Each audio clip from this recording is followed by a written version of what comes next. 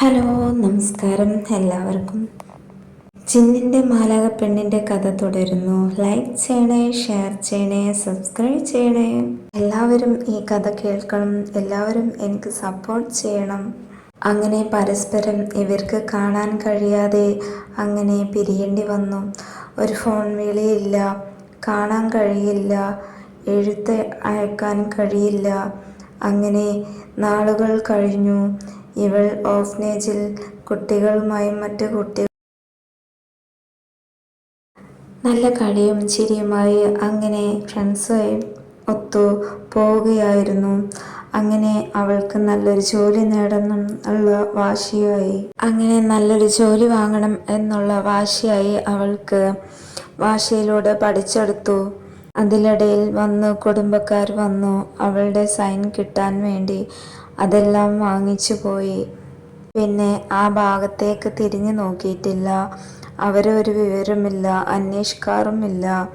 എല്ലാവർക്കും കിട്ടേണ്ടത് കിട്ടിയല്ലോ. പിന്നെ പിരിഞ്ഞു എല്ലാവരും. പിന്നെ അവളും അതിനെ പറ്റി അന്വേഷിക്കാൻ പോയില്ല.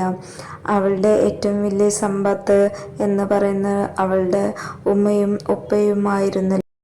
അവളുടെ ലോകം അത് നഷ്ടമായി. പിന്നെന്തിന് സ്വത്തെല്ലാം. അങ്ങനെ ജിന്നിൻ്റെ ഉപ്പാക്ക് ഒരു ഷോപ്പിട്ടു. ഷോപ്പിൽ മാനേജറായിട്ടാണ് അവൻ വർക്ക് ചെയ്യുന്നത്. അതിൽ നിന്ന് അവർ പല പല കമ്പനികളും തുടങ്ങി, ഓഫീസുകളും എല്ലാം തുടങ്ങി. അതിലൊരു കമ്പനിയിലാണ് നമ്മളെ മാലാഖ പെണ്ണ് ജോയിൻ ചെയ്യാൻ പോകുന്നത്. ഇൻ്റർവ്യൂവിന് വേണ്ടി അവൾ ആ കമ്പനിയിൽ പോയി.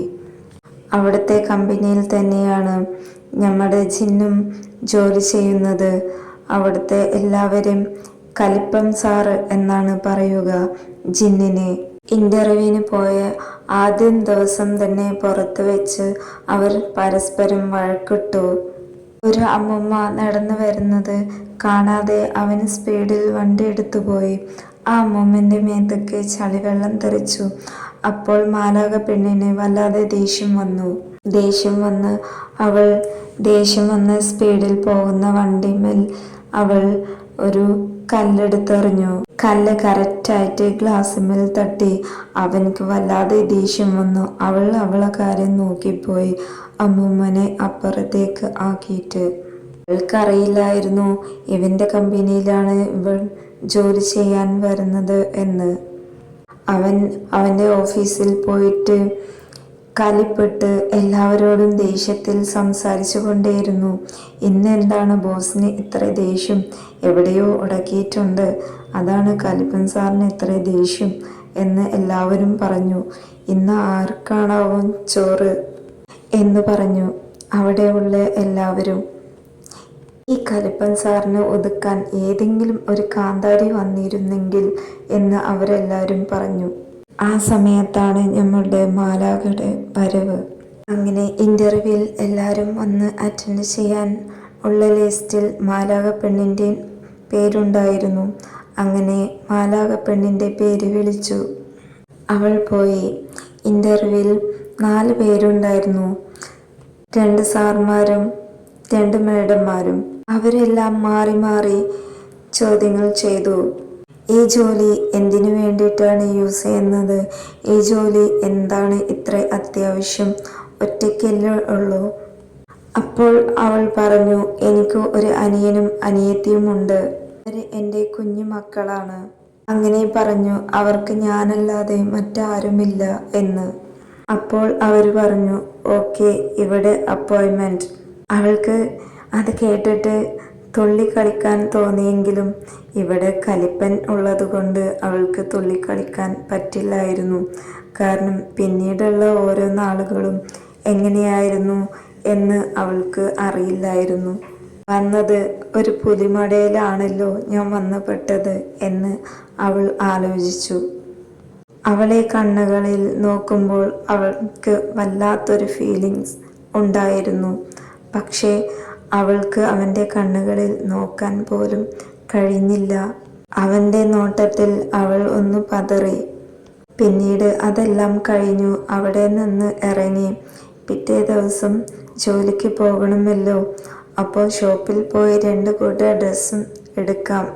അങ്ങനെ പോയപ്പോഴും അവിടെയും കലിപ്പൻ ബോസിൻ്റെ ഷോപ്പാണ്. അവിടെയുള്ള ലേഡീസ് എല്ലാം ബോസിനെ വല്ലാതെ പുകഴ്ത്തി പറയുന്നു. ഞാൻ അത് കേട്ട് ചിരിച്ചു. ഇത്രയും നല്ല ബോസ് ഉണ്ടാവുമോ? ഇത്രയും നല്ല മനുഷ്യരൊക്കെ ഉണ്ട്. ആ കലിപ്പൻ്റെ പോലെ ആരാ ഉണ്ടാവുക? ഇന്നത്തെ ദിവസം ഞാൻ വിചാരിച്ചു എല്ലാം കയ്യിൽ നിന്ന് പോയെന്ന്. കുഴപ്പമില്ല, അവനെ എൻ്റെ കയ്യിൽ കിട്ടിയാൽ ഇനി ഞാൻ എന്താ പറയുക എന്ന് എനിക്കെന്നെ അറിയില്ല എന്നൊക്കെ വിചാരിച്ച് ഇരുന്നാണ്. പക്ഷെ അതാ ഇരിക്കുന്നു മാനേജർ പോസ്റ്റിൽ. ഇനി എന്തു പറയാൻ? ഇനി എനിക്കുള്ളതെല്ലാം വാങ്ങിച്ചു വെക്കണം. എല്ലാം മേലെയുള്ള ആൾക്ക് ഞാൻ വിട്ടുകൊടുത്തിരിക്കുന്നു. അവളുടെ കൂട്ടുകാരി പറഞ്ഞു, നീ ഒന്നുകൊണ്ട് വിഷമിക്കണ്ട, നിനക്ക് എന്തോ നല്ലത് വരുന്നുണ്ട്, അതുകൊണ്ടാ. ശ്രീലക്ഷ്മി, നീ ഒന്നും മിണ്ടാതിരിക്കുന്നുണ്ടോ? ഞാൻ നല്ല പൊലിമടയിലാണ് പോയി പെട്ടിട്ടുള്ളത്. ഇനി എന്ത് പെടാൻ? ഇനി എന്ത് നല്ലത് വരാൻ? എന്തായാലും സാലറി കിട്ടുമല്ലോ, അതുമാത്രം ഞാൻ സമാധാനം കണ്ടെത്തുന്നു.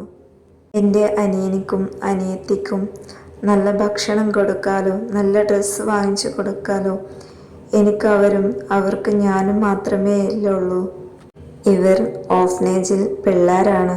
പക്ഷെ അവൾക്ക് ചെറുപ്പത്തിലേ കിട്ടിയ കാരണം, അവളുടെ അച്ഛനും അമ്മയും പോയതിന് ശേഷം കിട്ടിയ കാരണം, അവളുടെ കുഞ്ഞു മക്കൾ തന്നെയാണ് അനിയനും അനിയത്തിയും. സ്വന്തം മക്കൾ തന്നെയാണ് അവൾക്ക്. അവരെ ഒഴിവാക്കിയിട്ട് ഒരു നിമിഷം പോലും അവൾക്ക് ജീവിക്കാൻ കഴിയില്ല. അങ്ങനെ അവൾക്ക് ജീവിക്കാൻ കഴിയില്ല അവരെ ഉപേക്ഷിച്ചിട്ട്. അങ്ങനെ ബോസ് പറഞ്ഞു, നാളെ വരുമ്പോൾ അവളോട് എൻ്റെ കണ്ടതിന് ശേഷം ജോയിൻ ചെയ്താൽ മതി എന്ന്. അപ്പോൾ അവരെല്ലാം പറഞ്ഞു, ഇനി എന്താണാവും, എല്ലാം കഴിഞ്ഞതല്ലേ, ഇനിയും എന്തിനാ കാണുന്നത്? അപ്പോൾ അവരെല്ലാം പറഞ്ഞു, നല്ലൊരു പണി കൊടുക്കാനാവും, അല്ലാതെ എന്തിനാ ബോസ് കാണണം എന്ന് പറയുന്നത്? പാവം, ഇതൊന്നും അറിയാതെ അവൾ നടക്കുന്നു.